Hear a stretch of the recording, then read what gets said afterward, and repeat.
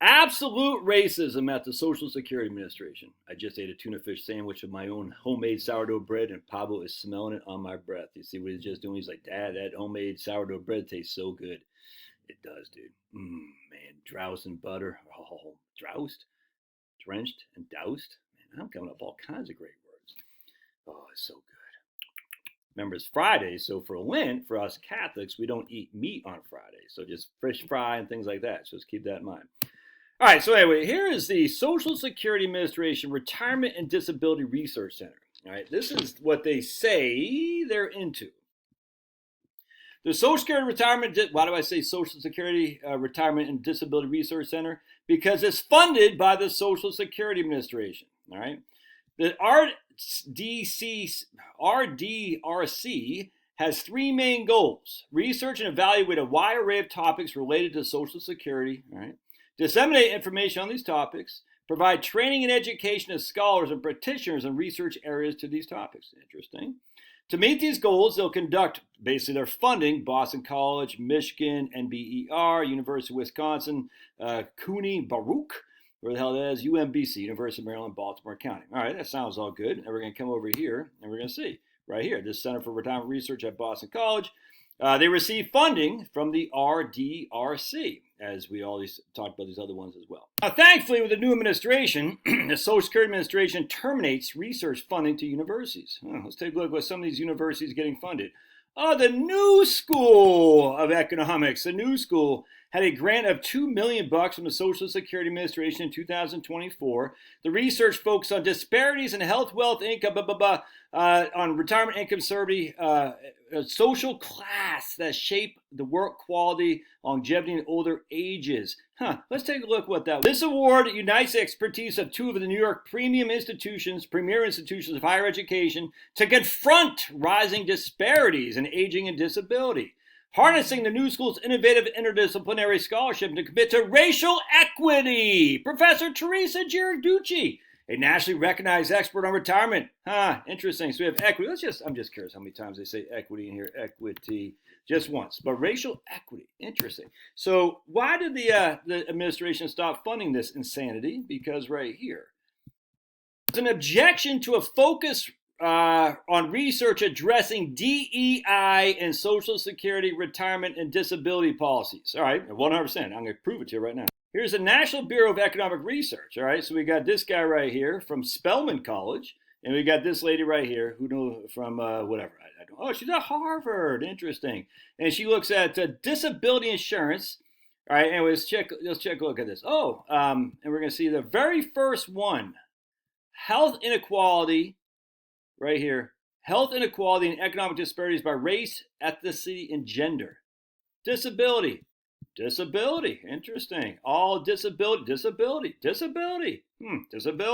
Financial inclusion and well-being. Disability. Interesting.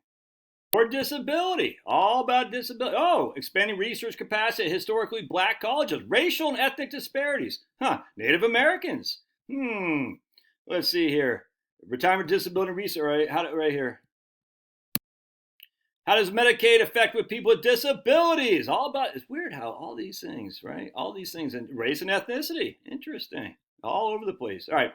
So let's just keep going, shall we? What we're going to do here is we're going to go over Boston colleges. These are their articles going back starting in 2025. All right. Remember, they were funded by the Social Security Administration Retirement and Disability Research Consortium. Now, the DEI crap really didn't kick off until about 2022. All right, so I'm going to show you what happened here. Now, here's a good article. How much does Social Security alleviate poverty? I like that because there are plenty of white people in poverty too.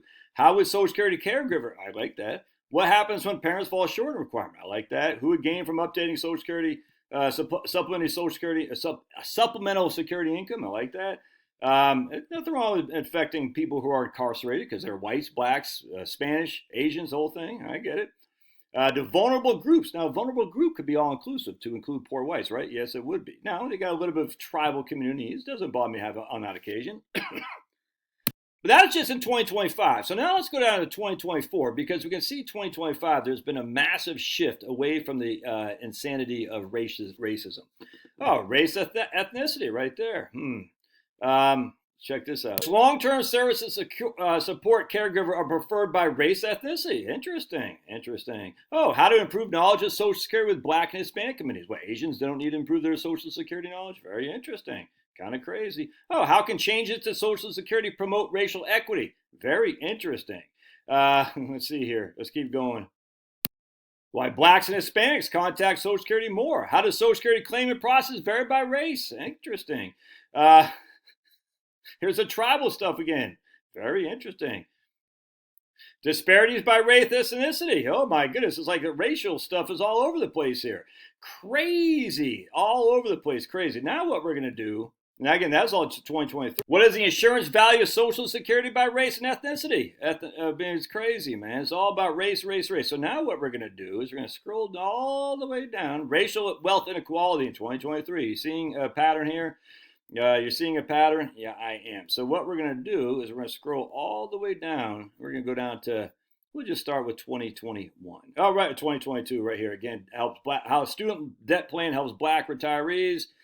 It's all about racial stuff. Here, how do cost of living differences are after retirement for low and moderate earners? Okay, that's pretty good because whites are low and moderate earners, as are Blacks. Kind of crazy. I don't know why you want to exclude Blacks. Has COVID experiences varied by race among older adults with disabilities? Black homeowners build wealth than white. Again, these are all 22, 23, 24. Who is in office then? Is the scarring from unemployment worse for Black? How does racial inequities and bond impacts? All right, so we're just going to keep going down. We're going to go down until 2020. Intended bequests for housing equity in older ages. Retirees intend on leaving homes to kids. Inquest by housing equity. How much taxes will owe, employment outcomes or disability insurance outcomes. Notice there's nothing specific about Blacks, Spanish, blah, blah, blah, natives. The early effect on benefit reduction retirement rates, all right. They even talk about right here, the bond thing, and they don't say anything about race there. Long-term fiscal spillover, some Social Security income shops, all right, okay. Pension caregiver credits and the gender gap, and this is from 2020. What non-covered public employees will earn pension benefits that fall short of Social Security? Notice there's nothing about race in here, nothing. The influence of early life economic shocks on long-term outcomes, evidence from the U.S. Great Depression, all right, well, that affects all of us. Change the new disability, like I have no problem arguing, talking about disability, but when you focus solely on disability in racial terms, always and everywhere, you're excluding a vast group of people, and that's going to be the majority of their population, which is whites, frankly, in terms of not just the majority of the United States, but certainly mass majority of the retirees. All right, right here, wire for we can see nothing about race participation is one here in 2019. How has racial inequality? So we got one article right here in 2019, 2020. That's it. That's it. But look, you can go down the whole thing. Nothing about it. That one time. Look at all these things. Look at all these things. And so what obviously the economists did who bought into this, they took the bag from Social Security Administration. They were told to find racial disparities and highlight them like crazy. And they took the bag. They wanted that money from Social Security Administration, so they did whatever they're told to do. And you're going to tell me these guys are free thinkers. They're economic researchers who just they're preaching truth to power. Bullcrap. They were told to focus explicitly and solely on race and disability at the extent of excluding a wide group of people, whites and Asians, without question, and not throw Indians in with either whites or Asians or northern Middle Eastern people. I don't know what, they're not black, they're not brown, so I guess it'd be excluded in whites or excluded as well as white. I don't know. All I'm just saying is that this is insanity on steroids, and Trump got rid of it, and now we're going to go back to having less focus on racial inequalities and more focus on the class stuff, which is fine, because class isn't based on the unfortunate ability of your decision of who you are as a race. I didn't wake up one day and say, I am black. No, it doesn't work like that. I'm white, dude, and that's just who I am. It has nothing to do with who I am, nothing to do with the content of my character, because being white does not make you good, bad, or otherwise. It's like being a firearm doesn't make you good, bad, or otherwise. It's just simply has nothing to do with that. And as such, when Social Security simply focuses on nothing but race, they're inherently being racist, and we don't want that. And that's just proof right there. Economists sold their souls for rock and roll to promote racism in the Social Security Administration, and Trump said, no mas, just like Roberto Duran. God bless.